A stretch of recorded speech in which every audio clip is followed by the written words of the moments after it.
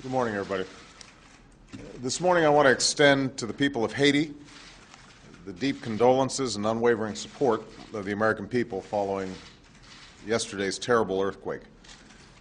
We are just now beginning to learn the extent of the devastation, but the reports and images that we've seen of collapsed hospitals, crumbled homes, and men and women carrying their injured neighbors through the streets are truly heart-wrenching.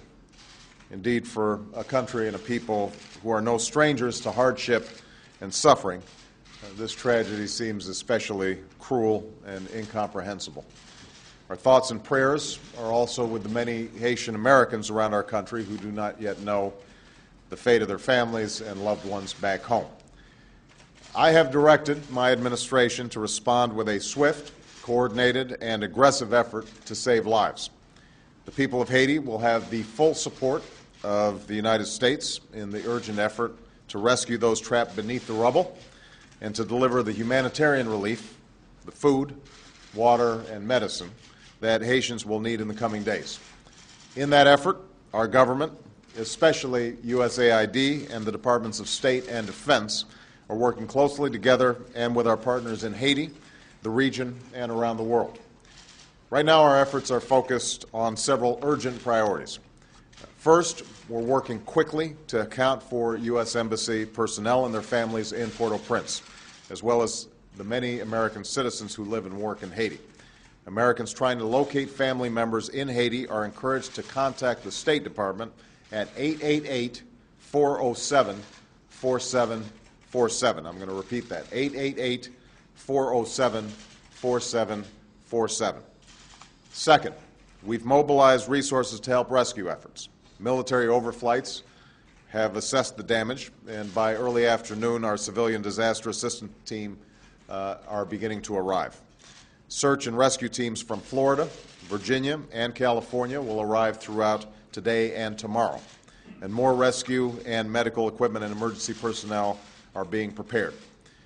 Because in disasters such as this, the first hours and days are absolutely critical to saving lives and avoiding even greater tragedy, I have directed my teams to be as forward-leaning as possible in getting the help on the ground and coordinating with our international partners as well.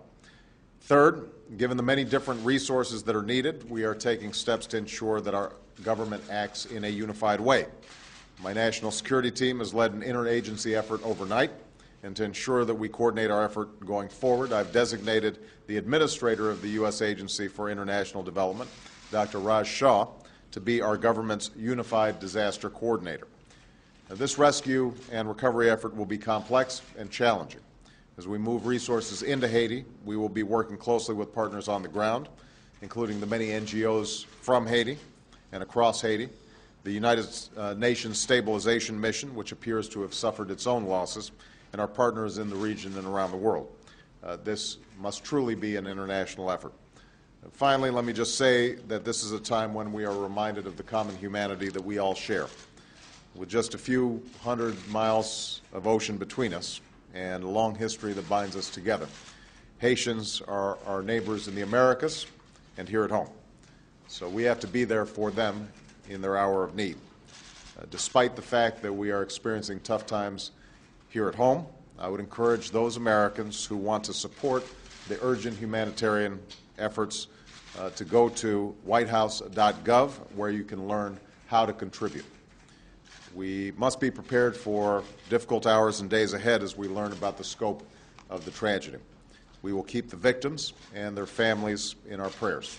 We will be resolute in our response, and I pledge to the people of Haiti that you will have a friend and partner in the United States of America today and going forward. May God bless the people of Haiti and those working on their behalf. Thank you very much.